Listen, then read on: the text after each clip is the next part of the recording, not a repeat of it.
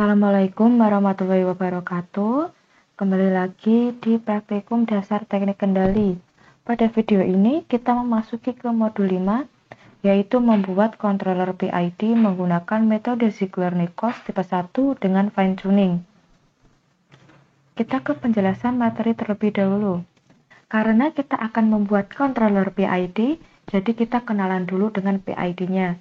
Jadi sistem kontrol PID atau proporsional integral derivatif merupakan controller untuk menentukan presisi suatu sistem instrumentasi dengan karakteristik adanya umpan balik atau feedback pada sistem tersebut.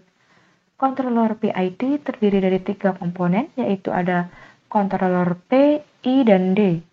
Controller P atau proporsional berperan dalam mengurangi steady state error dan waktu untuk rise time, namun memperbesar overshoot.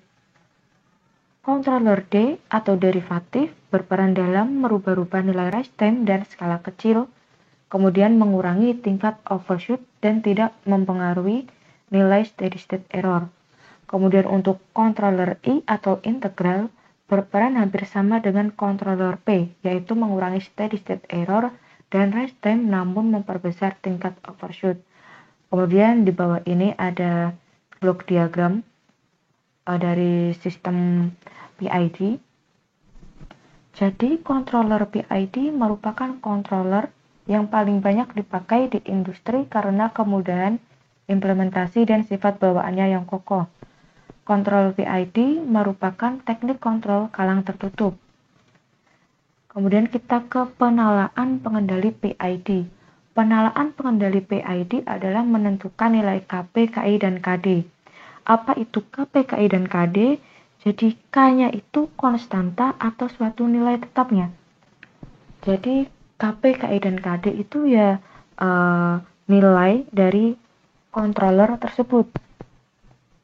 Nah, kemudian ada beberapa metode penalaan yang dapat digunakan. Salah satunya ada metode Ziegler-Nichols. Nah, metode dasar penalaan Ziegler-Nichols dapat dibedakan menjadi dua, yaitu metode Ziegler-Nichols 1 dan metode Ziegler-Nichols 2. Nah, karena pada modul 5 ini kita hanya menggunakan yang metode tipe 1 saja, jadi kita bahas yang metode Ziegler-Nichols tipe 1 atau metode kurva reaksi. Nah, jadi dalam metode ini digunakan sistem open loop dengan input step hingga membentuk respon output berupa kurva S. Dari respon yang dihasilkan, parameter-parameter Ziegler-Nichols tipe 1 didapatkan ada waktu tunda atau L, konstanta waktu atau T. Jadi nilai L merupakan rentang waktu antara saat nilai 0 dan saat nilai mulai naik. Sedangkan nilai T adalah rentang waktu antara saat nilai mulai naik dan saat nilai steady state. Nah, kemudian untuk lebih jelasnya ada di gambar ini.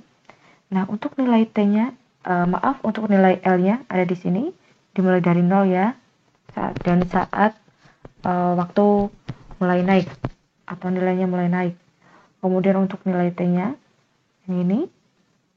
Kemudian di sini ada tangan line at inflection point atau garis singgung pada titik belok. Jadi nanti digunakan untuk mencari nilai T-nya. Nah, kemudian di sini ada cara mencari nilai KP, KI, dan KD. Setelah nilai parameter L dan T didapatkan, nilai KP, TI, dan TD bisa dicari dengan menggunakan rumus-rumus parameter PID untuk metode Ziegler-Nichols tipe 1 berikut ini. Nah, di sini kan ada 3 controller ya yang di tabel. Nah, karena kita mau membuat yang PID, jadi rumus yang dipakai cukup tabel yang di bawah saja, yang ini. Nah, jadi setelah nilai KP, TI, dan TD ditemukan, kita dapat membuat controller PID-nya. Kita ke percobaan. Nah, jadi untuk percobaan 1, di sini ada plane-nya, ada 1 per S kuadrat plus 10S plus 20.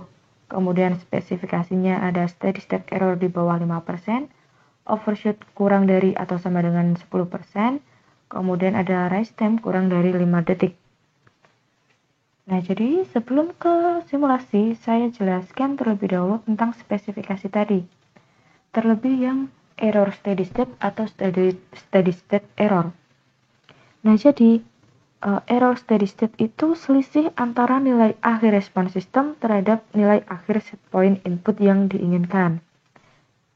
Nah, jadi di sini dia nilai kurang atau lebihnya dari nilai set point yang garis putus-putus saat kondisi steady state atau final yang biru ini.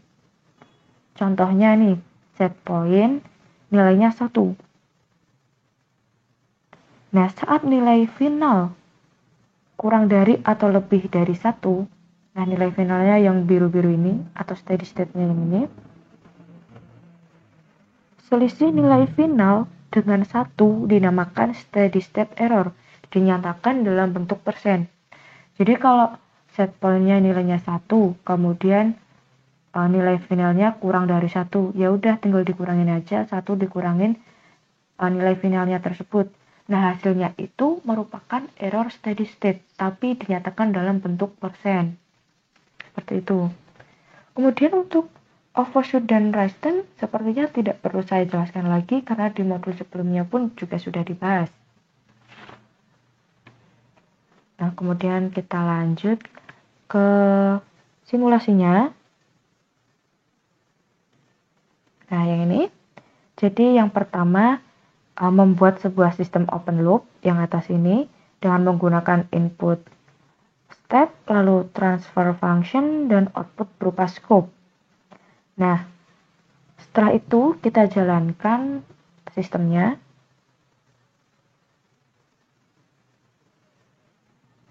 Atau kita run.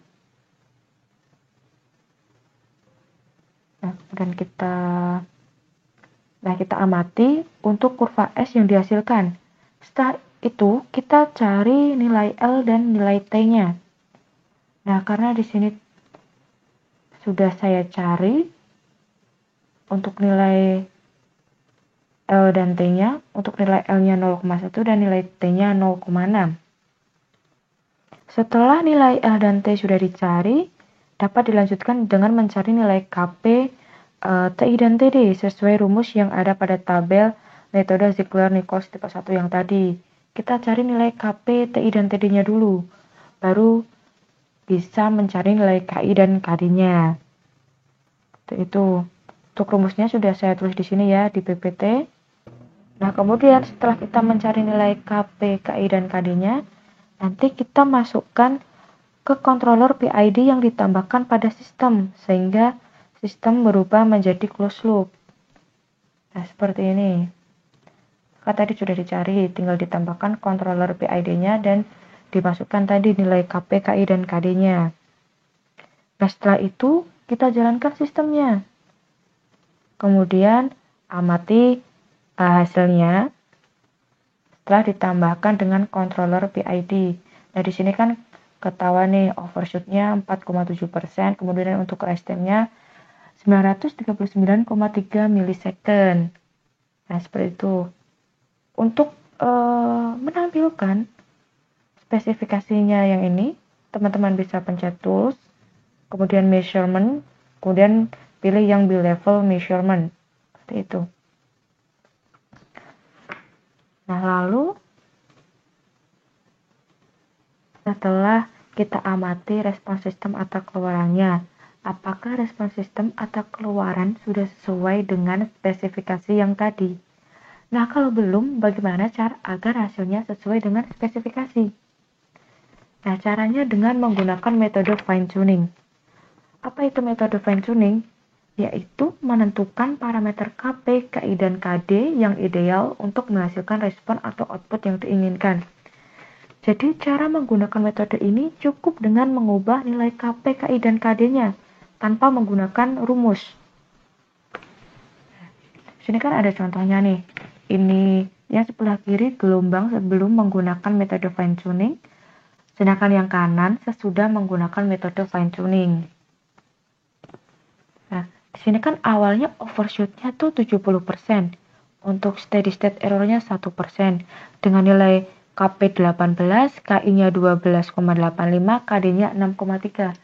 Kemudian kita lakukan metode fine tuning, tinggal dirubah saja nilainya. Yang awalnya nilainya segini, kita rubah. KP-nya itu naik 2 kalinya, KI-nya naik sedikit, sedangkan KD-nya naik 4-5 kalinya. Didapat untuk overshoot-nya dia tinggal 20%, kemudian steady state error-nya 0%. Nah, kan tadi kita sudah melakukan metode Ziegler-Nichols, tetapi metode Ziegler-Nichols itu belum menjamin step responnya yang paling optimal. Jadi metode Ziegler-Nichols tadi hanya memberikan acuan awal. Maka dari itu kita perlu melakukan metode fine tuning agar hasil responnya atau outputnya sesuai yang kita inginkan. Oke. Kemudian nanti ini ada percobaan 2 dan 3. Silakan teman-teman coba sendiri. Kemudian di sini juga ada tugasnya. Untuk plan-nya 20 per S kuadrat plus 1 AS plus 10. A itu digit akhir NIM. Nilai A itu ditempel bukan dikali. Kalau A saya 6 berarti 16S bukan 1 dikali 6. Kemudian sesuaikan dengan spesifikasi di bawah ini menggunakan fine tuning. Steady state error-nya di bawah 8%, overshoot kurang dari 15%, sedangkan rest time-nya kurang dari 2 detik. Nah, kemudian buatlah sistem pada software MATLAB baik yang open loop maupun yang closed loop. Beri analisa perhitungan sertakan juga keluaran kurva S dari sistem open loop. Keluaran setelah ditambahkan controller PID dan keluaran setelah ditambahkan controller PID yang telah dilakukan tuning. Sebelumnya kita lanjut ke format laporan. Nah, untuk format laporannya seperti biasa, tanda tangan dan nama terang di pojok kanan atas, kemudian ada modul dan judul modulnya, kemudian identitas, poin A dan B seperti biasa, tujuan alat dan bahan, kemudian C hasil percobaan, nanti di screenshot dan diberi watermark berupa nama dan NIM. Kemudian di sini ada 3 percobaan. Nanti yang di screenshot itu sistem open loop beserta respons sistemnya dan juga closed loop dan respons sistemnya juga.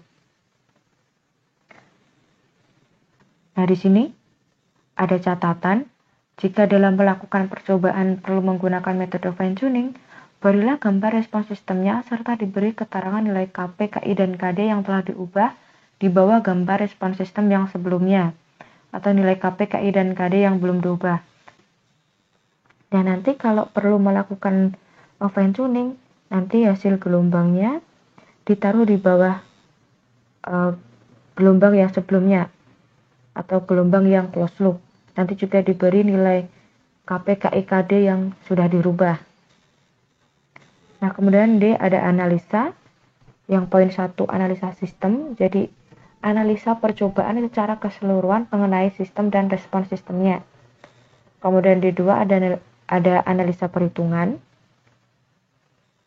Kemudian tugas juga sudah saya jelaskan tadi di PPT. Nah, tugas dapat dilihat pada modul pembelajaran atau PPT. Diberi keterangan dan analisa baik deskriptif maupun perhitungan.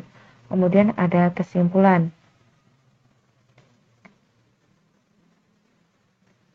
Nah, mungkin cukup itu yang dapat saya sampaikan. Apabila ada kurang lebihnya, saya mohon maaf. Wassalamualaikum warahmatullahi wabarakatuh.